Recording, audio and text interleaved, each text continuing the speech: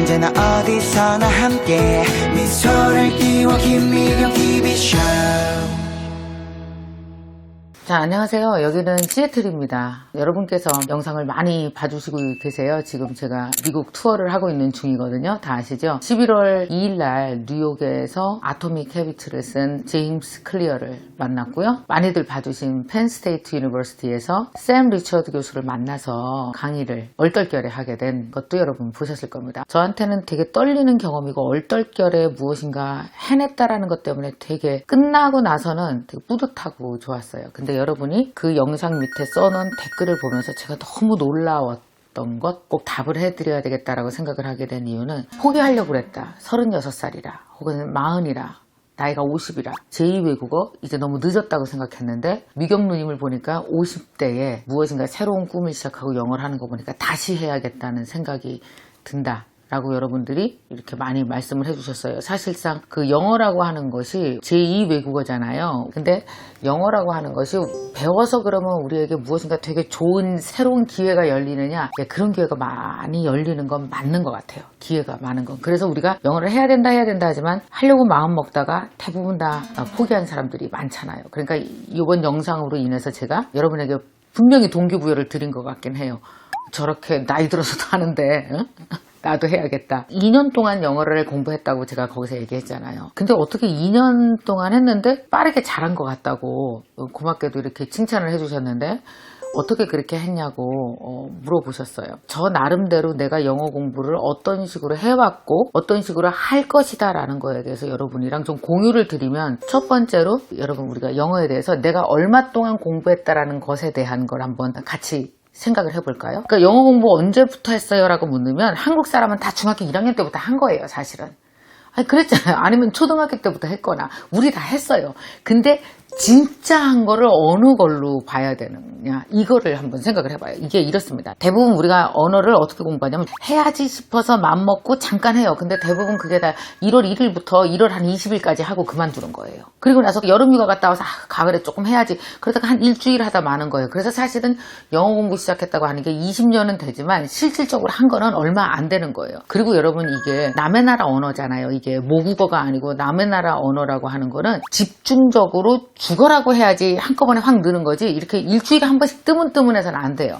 어떤 분이 댓글에 그런 걸 써놨어요. 선생님 옛날에 인터뷰 보니까 5년 전에도 영어 한다고 그랬는데 왜 2년이라고 했냐고 그랬는데, 여러분이랑 제가 똑같았습니다. 5년 전에 한다 그랬는데 안 했던 거예요. 한다 했는데 일주일에 한 번, 2주에 한 번, 바쁘면 3개월 그냥 훅 지나가고 그런 식으로 몇 년이 지나갔어요. 진짜 사실 영어는요, 부담 가져야 늘어요. 부담 없이는 절대 남의 나라 언어라는 건 늘을 수가 없어요. 부담이 있어야 돼요. 근데 2018년 들어와서 약간 발등에 불이 떨어진 거예요. 이유가 뭐냐 하면은 목표가 딱 생겼거든요. MKTV 중에서 영어 채널을 앞으로 만들 것이고 내가 영어로 강의를 할 것이라는 것을 제가 목표로 갖기 시작하면서 진짜 열심히 해야 됐던 거예요. 본격적으로 되게 몰입해서 한 거는 올해 들어서 되게 열심히 했던 거죠. 그러니까 여러분, 영어 한지 얼마나 됐어요? 라고 스스로에게 자신에게 물어봤을 때 그냥 일주일에 한 번씩 뭐 어쩌다가 EBS 영어 잠깐 듣고 어쩌다가 뭐 생각나면 영어 조금 뭐 시트콤 같은 거 있잖아요. 프렌즈 같은 거 보면서 하다가 말고 이런 거는 했다고 하기가 어려운 거예요. 진짜 영어를 하려면은 굉장히 집중적으로, 남의 나라 언어는 집중적으로 해야 된다 라는 걸 말씀드리고 싶고요. 그 다음에 두 번째, 또 여러분이 많이 질문해 주신 것 중에서 영어를 늘게 하기 위해서 어떤 노력을 했느냐라고 하는 건데요. 영어를 늘게 하기 위한 최고의 노력은 뭐냐면 장애물을 설치를 해야 돼요. 반드시 넘어야 될 장애물. 그러면 그 장애물을 넘기 위해서 사람이 엄청 노력하게 돼 있어요. 예를 들면은 영어 시험을 하나를 배치를 해놓으세요. 무슨 발표 같은 걸 배치를 해놓는다든지. 그러니까 왜 이상하게 저는요 제가 나중에 친구들이랑 여행 가서 영어 좀 써먹으려고 해서요, 그래서 영어 하고 싶어요 그러잖아요. 그래서 뜨문뜨문하잖아요. 그러면 계속 How much is it 밖에 못해요. 이거 얼마냐고. 이거 얼마냐고 물으면 뭐해요. 얼마냐고 대답하면 못 알아듣는데. 급해야 늘어요. 여러분, 이게 남의 나라 언어 배우는 거 진짜 이게 취미로 대충 설렁설렁해서 되는 게 아니거든요. 제가 해봐도 노력 엄청 해야 돼요. 그러니까 배치가 돼야 된다고요. 시험이 있건 뭐 반드시 해야 되는 무엇이 있건. 저한테는 뭐가 있었냐면 제가 영어 인터뷰를 해야 됐던 거예요. MKTV에서. 제가 여러분에게 북드라마 책을 소개해 주잖아요. 그러면 그 북드라마 책 중에 저자들이 외국 저자 책이 많은데 그분들이 한국으로 왔을 때 내가 되게 인터뷰를 하고 싶었단 말이에요. 하고 싶어서 영어 공부를 할 수밖에 없어요. 그러니까 그 사람들 인터뷰를 하기 직전에 무진장 영어가 늘어요. 엄청 외우고 책도 막 읽고 영상도 막 보고 그때 집중적으로 영어가 느는 거예요. 그러니까 여러분 생각해봐요. 그런 식으로 일주일에 한 번씩 인터뷰가 계속 배치되면 어떻게 되겠어요? 실력이 늘겠죠. 근데 여러분 이걸 잘 알아야 돼요. 일주일에 한 번씩 그 사람들과 인터뷰를 하기 위해서 노력하다 보면 실력이 는다라는 건 겉보기에는 되게 일주일에 한 번씩 인터뷰하다 늘었어 이렇게 말할 수 있을지 모르지만 일주일 동안 고3 수능생처럼 울면서 살았다고 보시면 돼요. 되게 고통스러워요. 지금 여기 시애틀이잖아요. 마지막 인터뷰 하나 남겨놓고 있어요. 뭐냐면 메이크 타임을 쓴 존 제라스키랑 제이크 넵을 만나야 돼요. 두 남자를 동시에 인터뷰를 같이 할 겁니다. 되게 재밌을 것 같기는 한데 나는 아직 완벽하게 준비가 되지 않았어요. 그래서 어젯밤에도 귀에다 계속 그 제이크 넵의 음성과 존 제라스키의 음성이 있어요. 오디오북을 계속 귀에다 꽂고 5시간 들으면서 우리 직원들 다 잤거든요. 나 어제 새벽까지 계속 사실은 굉장히 스트레스 받고 못 잤어요. 그 귀에다 꽂고 자느냐고요. 자면서라도 귀에 들어가라고. 물론 건강에 안 좋은 거 아는데 방법 없어요. 아침에도 일어나서 굉장히 가슴에 도런진 것 같고 신경이 곤두서 있어요. 솔직히 말해서 그것 때문에. 그러니까 여러분 무엇인가 계획해놓고 그것 때문에 실력이 는다는 건 그 전까지 엄청 고통스럽다는 뜻이에요.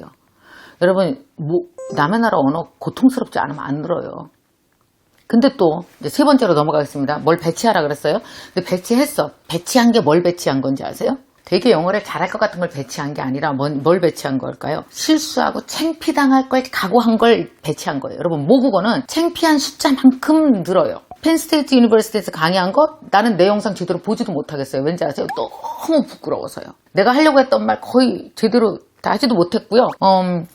당연히 못하죠. 여러분 머릿속에 있는 게 여기로 나오려면 얼마나 훈련을 해야 되는데 이 정도 훈련 갖고 그게 되겠어요. 근데 어떤 분들 뭐 댓글에 보니까 아직 할 만한 때 아닌 것 같은데 괜히 뭐하러 했냐고 이렇게 비난하는 분들도 봤는데 제가 해본 결과 솔직히 말씀드리겠습니다. 완벽해지고 나서 하려고 그러잖아요. 그런 때는 없어요. 우리 어렸을 때 엄마 옆에서 10살, 12살, 15살까지 내 나라 말 어때요? 웃기게 쓰면서 다 부끄러운 거 다 어렸을 때라 몰라서 그렇지 다 지나간 거예요. 그걸 어른이 돼서 지나가는 게 남의 나라 언어를 배우는 거예요. 다시 얘기할게요. 아기 때 2살 때 3살 때 문 안 열려. 근데 안 닫혀를 안 열려로 말하고 거꾸로 말해요. 우리 어렸을 때 엉망진창으로. 근데 어때요? 너무 이뻐하잖아요. 말 배우는 거. 하나도 안 창피했죠. 근데 우리는 어때요? 열어를 닫아라고 얘기하고 올라가는 걸 내려간다고 얘기하고 이 실수를 몇 살에 해야 돼요? 40살에 배우면 40살에 실수해야 되고 나처럼요 56살 먹은 여자가 끊임없이 엄청 창피해야 된다니까요. 펜스테이트 유니버시티에서 내가 강의한 그것은 나한테는 엄청난 창피를 무릅쓰고 한 거예요. 여러분 한국말로 내가 얘기하면 그렇게 어설프게 하겠어요? 한국말로 하면 56살 김미경 엄청난 강사 김미경 말 너무 잘하는 김미경이 얘기했지만 펜스테이트 유니버시티 얘기한 거는 초등학교 1학년만큼도 못했잖아요. 그렇게 창피 당해야 느니까요. 그래서 여러분 부끄러워하시면 안 됩니다. 그래서 왜 여러분 외국 사람들 중에서 보잖아요. 되게 뻔뻔하고 야 창피당해도 아무 상관없어. 창피가 뭐 어때? 원래 다 부끄럽고 그러면서 언어 배우는 거야. 그냥 막 실수해. 괜찮아. 그럼 진짜요? 그러면서 막 실수를 부끄러워하지 않는 민족일수록 영어를 엄청 빨리 배웁니다. 그래서 외국 영어 강사들이 우리나라 사람한테 제일 먼저 하는 게 많이 얘기하는 게 뭔지 알지? 한국 사람들은 너무 부끄러워하지 않으려고 한다고. 창피당하는 걸 되게 두려워한다고. 그냥 여러분 원래 남의 나라 언어는요 3살처럼 하는 게 정상이에요. 1살처럼 해야지 정상이에요. 부끄러워하는 걸 두려워해갖고는 절대 안 늘겠죠.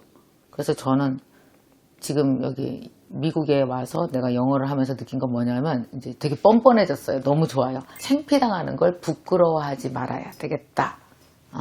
그건 부끄러운 일이 아니다. 오히려 지금 이 나이에 하고 있는 건 되게 자랑스러운 일이다. 근데 여러분 그 펜스테이트 유니버시티 만난 샘 리처드 교수가 그걸 인정한 거예요. 저한테. 샘의 와이프가 있습니다. 그분도 교수거든요. 그분이 나한테 얘기했어요. 힘들었을 텐데 나이 들어서. 자기도 해보니까 스페인어 하는 거 힘들더라. 근데 김미경 선생님은 그렇게 당당하게 한번 해보는 거 보고 너무 동기부여돼갖고 자기도 스페인어 추가로 공부해서 강의할 거라고 막 우리 둘이 막 두손 잡고 같은 용띠였거든요. 막 둘은 56세 여자들 둘이서 막 이랬다니까요. 창피 당해도 그냥 하세요. 그게 제일 중요한 것 같아요. 발음에 대해서 얘기하시는데 여러분요 진짜 재밌는 얘기 해줄게요. 내가 혼자서 그 영어 발음 스 발음 있잖아요. 스 발음이 스가 아니잖아요. 만약에 조이스 이게 아니고 이 발음이잖아요. 트드 바람 소리잖아요. 그래갖고 혼자 연습할 때는요 그게 되게 잘 돼요. 트도 뭐예요? 트가 아니잖아요. 트잖아요. 이런 식으로 내가 연습을 엄청 하거든요. 그래서 막 이런저런 발음을 연습해 보잖아요. 그러면 내가 볼 때 되게 잘하는 것 같아. 근데 어떤지 아세요? 막상 인터뷰를 하거나 외국 사람들과 딱 얘기를 하면 어떤지 아세요?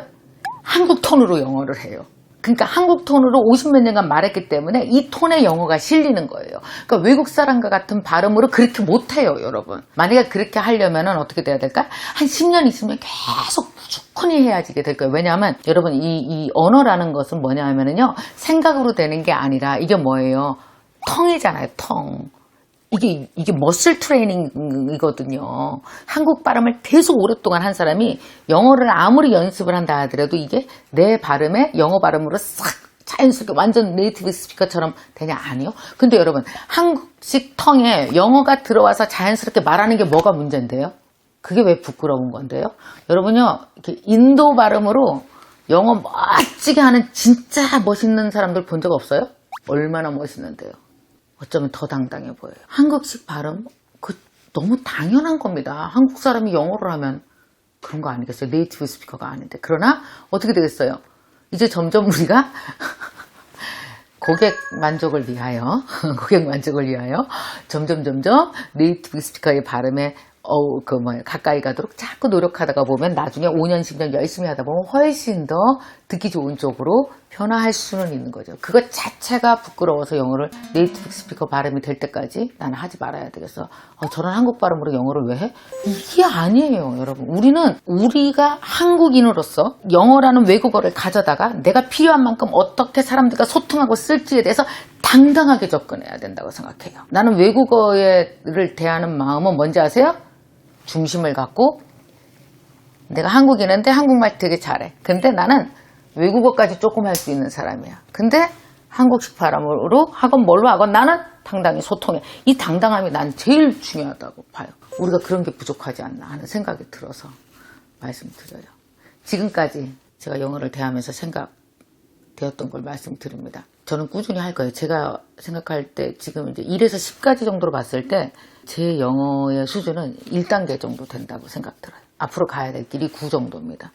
챌린지가 높기 때문에 시간이 오래 걸리겠죠. 그러니까 너무 좋지 않아요? 나이 들어도 할 일이 생겨서. 이게 1년 만에 되면 얼마나 심심해요. 나중에 할 일 없어갖고. 여러분도 천천히 마음 먹으시고 꾸준히 해나가시다 보면은 영어를 통해서 얻을 수 있는 친구, 영어를 통해서 또 사업의 확장, 그 다음에 인생에 또 재밌는 어떤 기회들, 이런 것들이 조금 더 늘어난다면 그런 재미로 하는 거 아니겠어요? 제레드 다이아몬드는 왜 10개국 이상의 언어를 할까요? 언어를 해야 그 나라 사람들과 소통하고 이해할 수 있고 더 멋지게 영역을 넓혀서 살 수 있으니까 하는 거 아닐까요? 그래서 여러분 이렇게 외국 다녀보니까요, 남의 나라 언어 배우는 걸 되게 뭐랄까요, 고품격 취미로 하고 있는 분들이 무지무지 많았어요. 나이 들어서. 그러니까 여러분도 두려워하지 마시고 그냥 시작하십시오. 시작하시면 될 것 같습니다. 자, 그러면 여기서 마무리하고 제가 다음번에는 조금 더 자세하게, 근데 뭐 사람마다 영어 공부하는 방법이 워낙 달라서요. 근데 어떻게 뭘 구체적으로 어떤 식으로 제가 했는지에 대해서는 다음에 기회가 될 때 한번 또 아예 이렇게 쫙 펴놓고 한번 더 말씀드리도록 하겠습니다. 어쨌든 여러분, 이렇게 제가 영어로, 그러니까 두 번째 저의 어떤 도전이죠. 두 번째 도전이 나한테는 영어고, 그걸로 영어 자체가 아니죠. 사실 영어를 통해서 사람을 만나고 무엇인가 더 많이 제 강의의 영역도 확장해 나가는 이 일에 여러분 격려해 주시고 박수 쳐 주셔서 모든 분들 너무나 감사드리고요. 저의 이런 어떤 행보가 여러분들에게는 또 한번 도전할 수 있는 그런 마음을 여러분이 갖게 되는 계기가 되면 좋을 것 같습니다. 자, 여러분 고맙습니다. 저는 호주 멜번에 살고 있습니다. 6월 달에 한국에 들어왔는데, 한국에 들어오면서 이제 매년 아이 수술 때문에 들어와요. 6월 입학식 때 제가 보라색 캐리어를 끌고 왔었어요. 그때 얼마나 간절했냐면 유학 세미나를 하고 밥도 안 먹고 뛰어서 홍대 쪽에 왔었거든요. 그때 제가 말씀드린 게 살고 싶어서 왔다고 그랬었어요. 누구나 살지만 어떻게 사느냐가 다르잖아요. 그때는 살고 싶어서 왔는데 제가 장학생이 되면서